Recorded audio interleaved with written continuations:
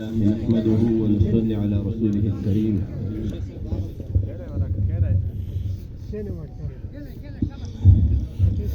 أما بعد فأعوذ بالله من الشيطان الرجيم. بسم الله الرحمن الرحيم. كل نفس ذائقة الموت.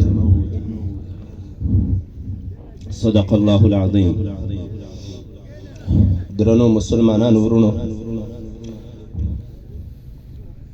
یقینا چې د خبرو توان نه لرو. مولوي صاحب ډېر اصرار و، شیخ صاحب دامت برکاته، شیخ صاحب رحمه الله نور الله مرقده. فکر کوم چې دلته کوم علما راغلي دي زیاترو به استازو. موږ په دې باندې خفه یو چې کله یو عالم لمونږ نه ولاړ شي، لمونږ سره هلته قدر پیدا شي. پر ژوند موږ د چا قدرداني ونه کړه.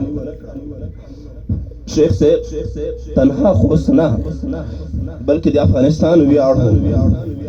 د افغانستان له افتخاري اشخاصو نه یو شخصیت و. حسن بصري رحمه الله فرمایي: كانوا يقولون موت العالم ثلمة لا يصدها شيء. د عالم له دنیا نه تلل داسې خلا ده.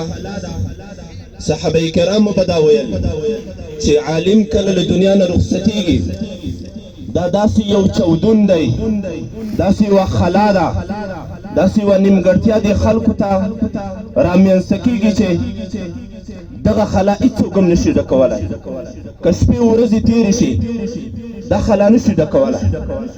شیخ صاحب دامت برکه مونږ به په ژوند د ده سره دامت برکاتهم العالیه وي چې خدا د ده برکات، لوړ برکات د ده خدا په مونږ باندې دایمي کړي.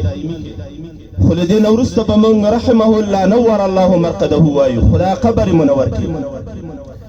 شیخ صاحب دامت، شیخ صاحب رحمه الله، شیخ صاحب نور الله مرقده یوازې دا نه و چې عالم و، جهادي شخصیت و. د روسانو په وخت کې سخت زندانونه تیر کړي وو. کله وارې به یې موږ ته په درس کې وې تاسو څه تکلیف لیدلی دی، ټوکې په طور باندې به یې وې. روسانو موږ بندیان کړو، روسانو موږ ته شکنجې راکړې. د روس هغه کرغړن انقلاب د هغوی په زندانونو کې شیخ صاحب رحمه الله شپې تېرې کړې وې. شیخ صاحب د علم د میدان سړی و، په لسګونو کتابونه له شیخ صاحب څخه پاتې دي. رښتیا دا ده چې موږ یې قدرداني ونه کړه، موږ د شیخ صاحب خدمت ونه کړای شو. شیخ صاحب او د شیخ صاحب د کورنۍ نه موږ بخښنه غواړو. کله چې دی په بستر باندې و، په مرض موت کې و، کاش موږ د ده خدمت کړی وای. رښتیا هم د ده په ارمانونو کې یو ارمان همدغه کتاب کشف الودود و. د شیخ صاحب له بچیانو سره موږ وعده کوو چې انشاءالله د ده له مرګ نه وروسته به هم د ده دغه خدمت، دغه ارمان موږ پالو. انشاءالله العزیز دغه کتاب به بېچاپه نه پاتې کېږي. انشاءالله العزیز په قبر کې به د ده روح موږ په دې باندې خوشحاله وو. موږ ته یې له وفات نه یو څو میاشتې مخکې دا ویلي وو چې کتاب مې شروع دی، کشف الودود. باقي برخې چې کوم دی مشهور کتاب امام ابو داود رحمه الله چې لیکلی ابو داود شریف، په هغه باندې دا شرح لیکلې چې ډېره مفیده ده. زیاتره مدرسې ماته معلومې دي چې د ده همدغه شرحه په کتابونو باندې شاګردانو ته خلک ګوري، علما کرام یې ګوري او درسنې ورته وایي، په درس کې د ده تحقیقات ورته وایي. الله دې د ده قبر منور کړي. دلته ډېر علما کرام راغلي دي.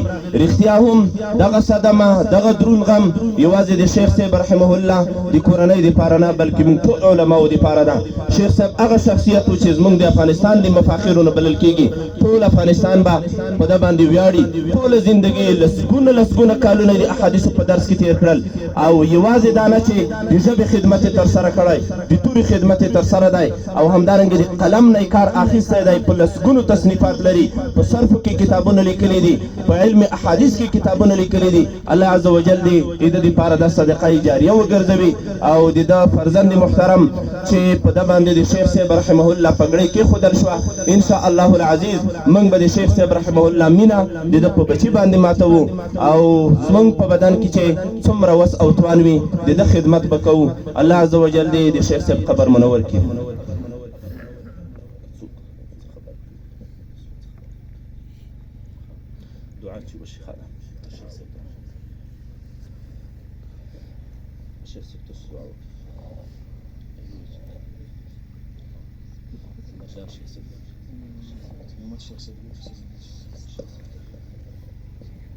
الحمد لله رب العالمين والعاقبة للمتقين والصلاة والسلام على سيد المرسلين محمد وآله وأصحابه